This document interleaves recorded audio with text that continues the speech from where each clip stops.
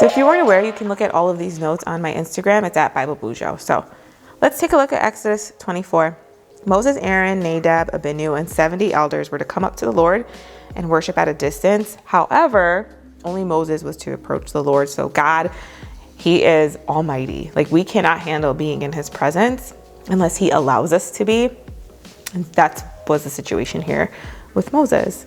Verses 3-4, Moses told the people what God told him, and they responded, and this was so cool. It said in unison, everything the Lord has said, we will do. And Moses wrote down everything.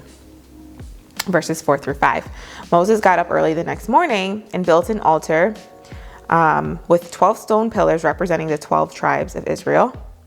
He sent young Israelite men to offer burnt offerings and sacrificed young bulls as fellowship offerings.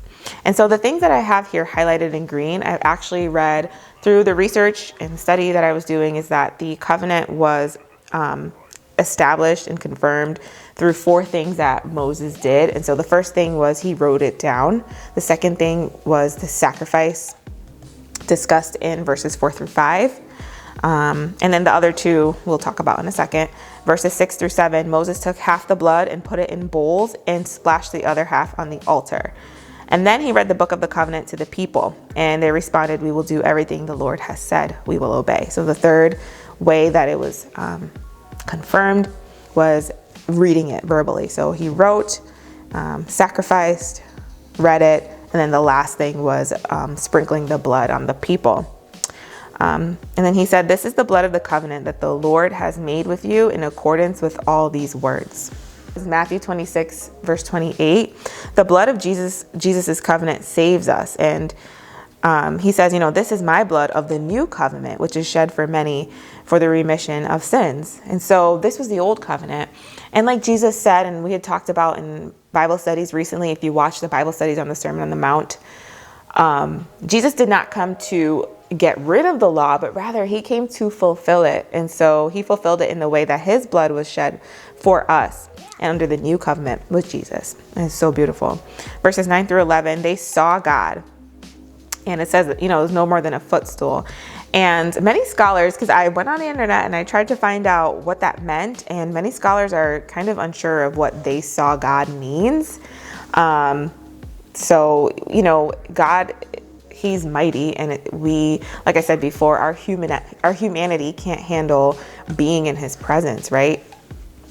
Just can't. And so not really sure what they saw God means. I'm sure, they saw a very small sliver of what God would allow them to handle.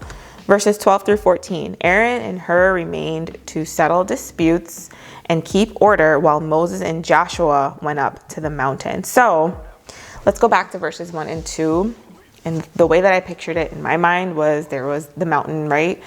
And the people were in one spot, and then Moses, Aaron, Nadab, Abihu, and 70 elders were to come up to the Lord. So they came, here, for example.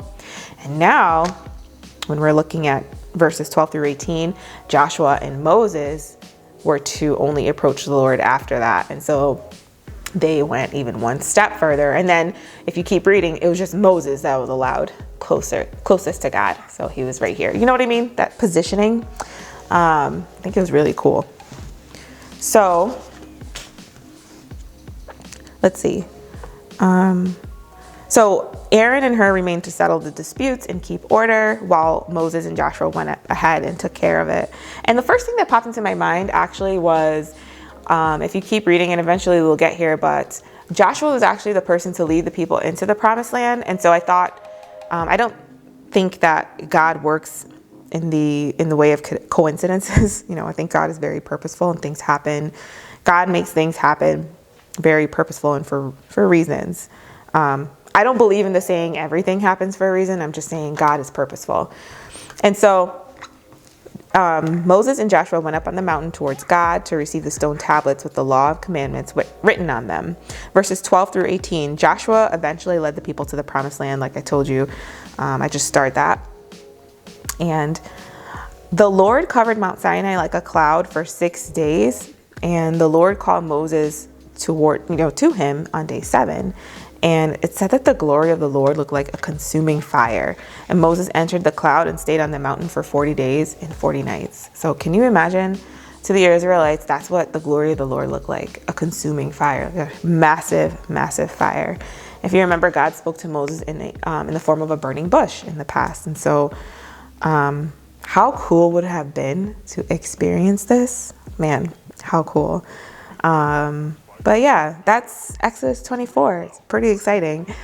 Please let me know what you learned. I post a new Bible study video every Wednesday and Friday at 7 a.m. Eastern with bonus videos on Mondays at 7 a.m. And I can't wait to study the Bible with you again. Bye.